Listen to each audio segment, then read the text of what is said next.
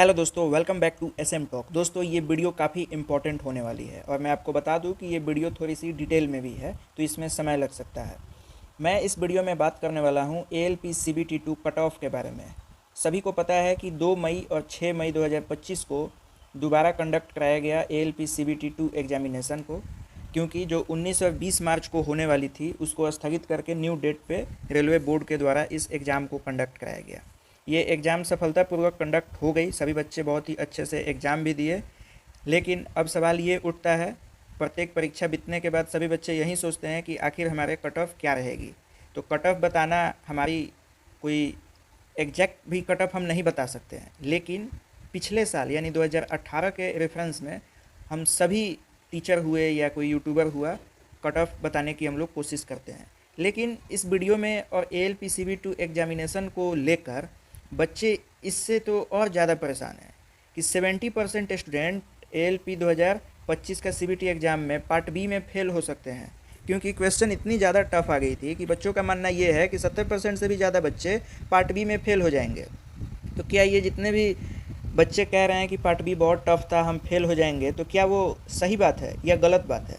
और cut off क्या रहने वाली है, साइको का क्वेश्चन कैसे आने वाला है, ये सारा जानकारी मैं इस वीडियो में देने वाला हूँ। तो वीडियो को ध्यान से देखिए, चैनल पे नए हैं तो सब्सक्राइब भी कर लीजिए, अपने दोस्तों के साथ शेयर कीजिए ताकि उनको भी ये सब पता चले कि कट ऑफ क्या रहेगी, कितने % बच्चे फेल हुए हैं, क्यों फेल हो रहे हैं, आखिर आपको दिक्कत क्या है, क्यों बच्चे बोल रहे हैं कि अब तक के सबसे ज़्यादा टफ क्वेश्चन आया हुआ है पार्ट बी में। ये सारे चीज़ मैं यहाँ पे कवर करूँगा। तो चलिए, सबसे पहले मैं आपको समझाता हूँ। कट ऑफ मैं आपको आगे बताऊँगा, लेकिन सबसे पहले मैं आपको ये बता दूँ कि आखिर पार्ट बी में बच्चे क्यों कह रहे हैं कि हम फेल हो जाएंगे। तो चलिए समझते हैं। जैसे कि पार्ट बी में सब लोग जानता है कि कितने मार्क्स का क्वालिफाइंग है, तो मात्र 27 मार्क्स यहाँ पे चाहिए आपको, यानी कि पार्ट बी में आपको क्वालिफाई करने के लिए 27 मार्क्स चाहिए। लेकिन इसमें बच्चे बहुत ही ज़्यादा परेशान हैं कि हमसे 27 मार्क्स नहीं आएगा, हम फेल हो गए।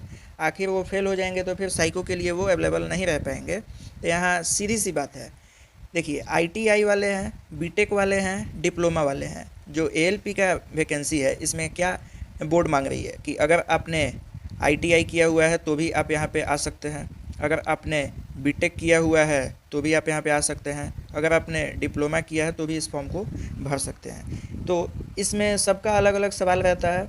ITI वालों के लिए अलग सवाल रहेगा, बीटेक के लिए अलग, डिप्लोमा के लिए अलग। तो इसमें जो अभी सबसे ज़्यादा पिस रहे हैं वो हैं ITI वाले। और ITI वाले किस ट्रेड में ज़्यादा पिसा रहे हैं तो वो भी मैं आपको बता दूं कि जो ITI वाले हैं वो सबसे ज़्यादा क्षति में है जो फिटर में है। ठीक है दोस्तों, जो फिटर में है, जो डीजल मैकेनिक में है, जो डीजल मैकेनिक में है, उसके बाद जो हीट इंजन का भी कोई ट्रेड है उसमें जो है, उन सभी को बहुत ही ज़्यादा दिक्कत हो रही है। ठीक है दोस्तों, दिक्कत इसलिए हो रही है और इसलिए बताया जा रहा है कि 70% स्टूडेंट इसमें फेल हो सकते हैं। देखिए, पार्ट बी को बच्चे बहुत ही ज़्यादा हल्का में लेते हैं कि अरे एक दिन हम पढ़ के जाएंगे, पार्ट बी हमारा क्लियर हो जाएगा, 27 मार्क्स ही ना लाना है वो तो हम ला ही देंगे।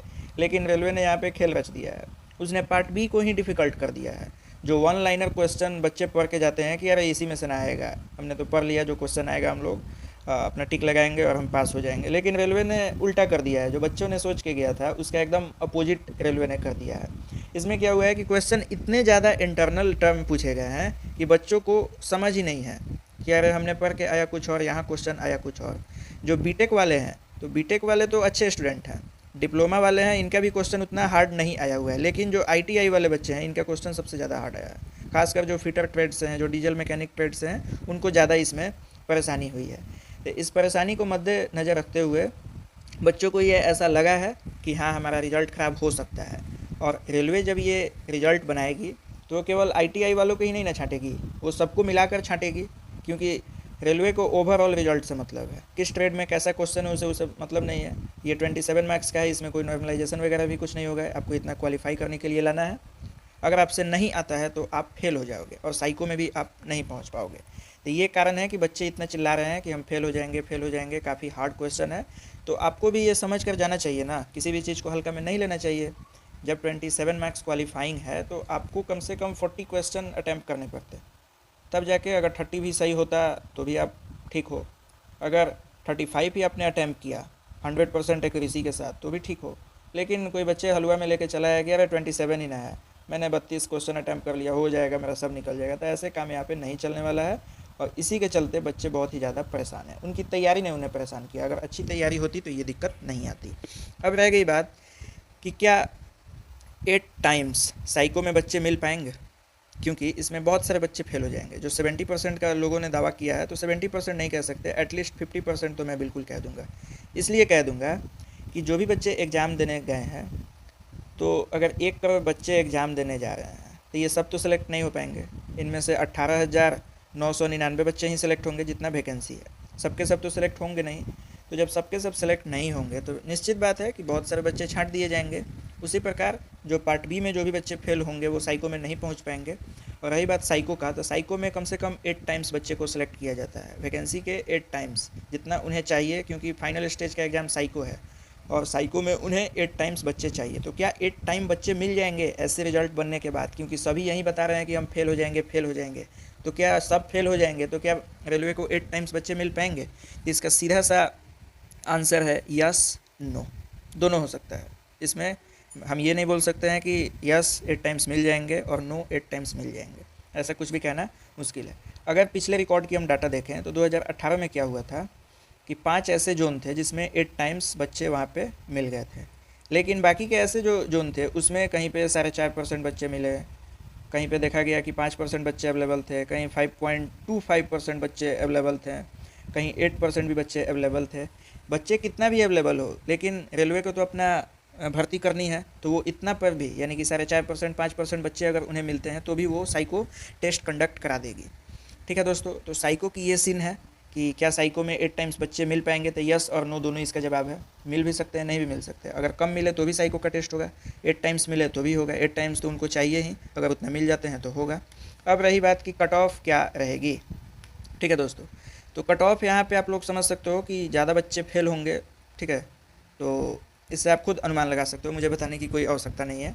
एग्ज़ाम जब ज़्यादा टफ होता है तभी ना बच्चे फेल होते हैं। अगर ज़्यादा टफ एग्ज़ाम है तो आप कट ऑफ अपने मन में मिला लो।